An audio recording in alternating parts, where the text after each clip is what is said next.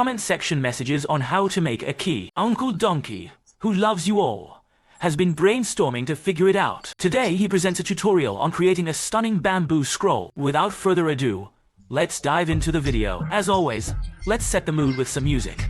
In the bamboo forest, gather small bamboo strips and dry them thoroughly by using fire. This will enhance their durability. Then, cut the bamboo strips to your desired length and use a blowtorch to heat and reshape them. Be careful not to overheat the bamboo, as excessive heat can cause carbonization and make the bamboo brittle. Once reshaped, smooth the surface by removing any protruding bamboo knots. Use a knife to scrape off the outer layer of the bamboo, and fill the hollow part of the knots with a mixture of bamboo or wood powder and 520 adhesive.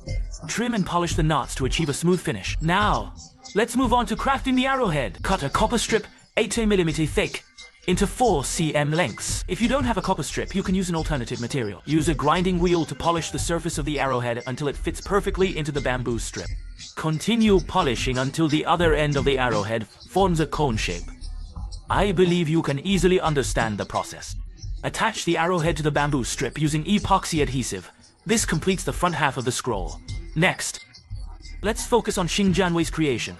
Janwei's materials are simple. Select a few sturdy wooden sticks and use a grinding wheel to polish them to the desired size.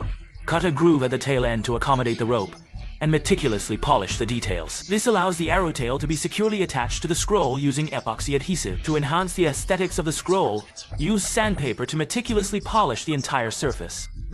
Use fine thread to bind and wrap the junctions between the arrowhead, arrow tail, and scroll.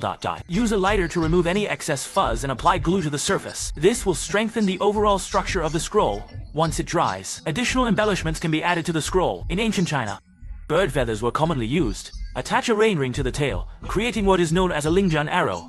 Rain rings have excellent aerodynamic properties, ensuring maximum stability of the arrow's trajectory during flight and improving accuracy. Making a rain ring is relatively simple. Cut the feathers to the appropriate size and glue them to the tail of the bamboo scroll. Since triangles provide stability, 3 feathers are sufficient. Use thread to securely wrap and reinforce the feathers to prevent them from falling off, and trim any excess feather parts with scissors. And there you have it.